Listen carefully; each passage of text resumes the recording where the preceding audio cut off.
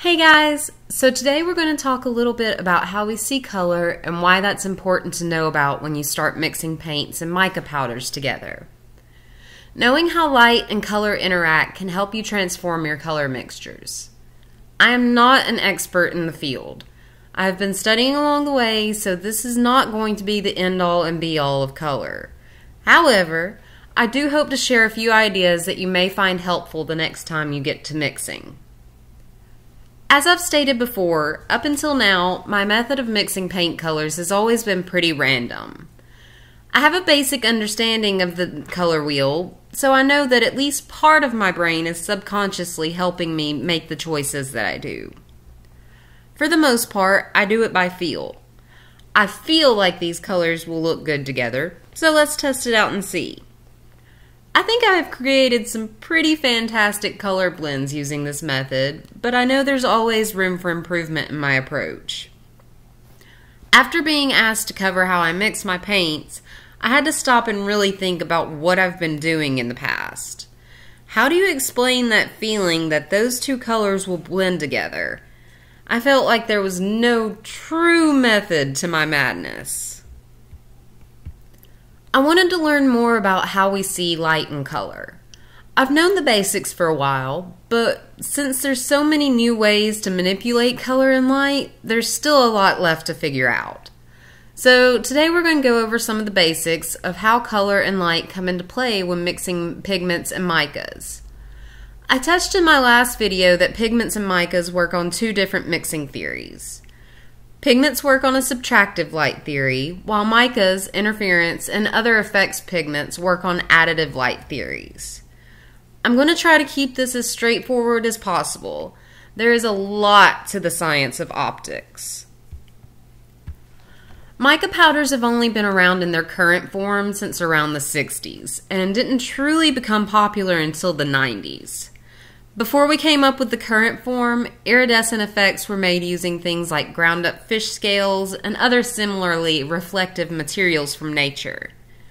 It gave us a shining effect, but nothing close to the materials that we use today. Once we had a better grasp of what structural color is, the effects pigments market exploded. Butterfly wings, insect shells, fish scales, and even cuttlefish use structural coloration to obtain their bright iridescent colors. So, effects pigments use a base of either mica, silicon dioxide, aluminum oxide, or borosilicate. These materials are transparent and typically disappear when added to a medium. The material is ground down to size and then coated in another highly refractive material like titanium oxide. The color that ends up reflecting back depends on the thickness of the oxide layer. Metallic pigments, on the other hand, are essentially flat flakes of opaque reflective material. Without going into too much, basically, as light shines on the effects pigments, it has to hit the first oxide layer, pass through the platelet layer, hit the other oxide layer, back through the platelet, and out through the first layer again. So the light is being absorbed, refracted, and reflected all at once. This is splitting the light into different waves and recombining them in different angles, causing a color shift, the same way that structural color works in nature. When you're working with color pigments, they work a bit differently. When you're looking at an object or a blob of paint without light, it would just look black, nothing. The color that an object appears is the color of light that is reflected back from that object. So, if you have red paint, it's red because those wavelengths are the only ones not absorbed by the paint. The paint essentially works as a filter to white light. You're subtracting colors from the white light in order to get certain colors reflected back. Micas work as if you were mixing colored lights together. You start with black and add the wavelengths of light back to get to your color. This is an extremely simplified version of this, but just know that interference and other effects pigments are not going to mix the same way a paint will. I'm going to show you a light mixing color wheel. It looks similar to a paint mixing color wheel, but let's take a quick look. In the middle of the light mixing wheel, you'll find that all the colors come together to form white light. The primary colors of light are red, green, and blue. Those can combine to make the secondary colors of light, which are yellow, magenta, and cyan. So let's think about mixing. Imagine we're trying to mix a blue interference with a yellow interference, and then a blue paint with a yellow paint. If we mix the blue and yellow paints, most of us know you get green. But look at the light wheel again. What is actually happening if we mix blue light and yellow light? Well, blue is one of the primary colors, but yellow is a secondary. Yellow is weirdly the combination of red and green light.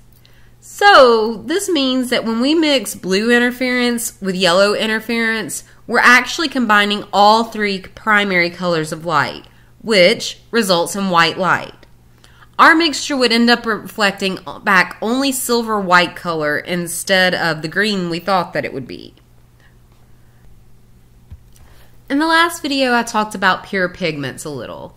If your paint bottle only has one color index code on it, chances are it's a pure pigment.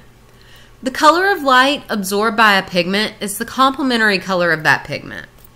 So, here's a list of some of the basic pure pigments and the color of light that they absorb. If you mix a pure pigment with an interference in the color of its complement, you may lose the effect. When mixing effects pigments with paint, you may want to try out transparent color families first. This will give you the color and also allow the most light through to play with the interference or mica. When using opaque colors, you may need to add more of the effects pigments to get the same results.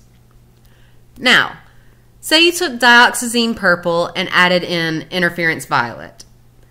The dioxazine is only reflecting back violet wavelengths, and so is the interference. We end up getting, for lack of better words, a purplier purple. When you're mixing these effects pigments into pouring medium, make sure that you're using one that has a gloss finish instead of a matte finish. A matte finish is going to dull the light coming through and will ultimately affect the way that your pigments look. It's why sometimes when you mix mica powders with Floetrol, it will look kind of off. Floetrol has a matte finish. If you use a gloss finish, this is going to help accentuate the effects. That's why resin finishes look so amazing over mica pigments. So let's review. We only see color because of light. When light hits an object, it's either absorbed or reflected. If that reflection hits our eyes, our brains interpret the spectrum of light that enters as a specific color. Paints work on a subtractive theory. We are subtracting wavelengths of light in order to get to a certain color. Mica and effects pigments work on an additive theory. We are mixing different lights together in order to form a color, and all those colors add together to make white light.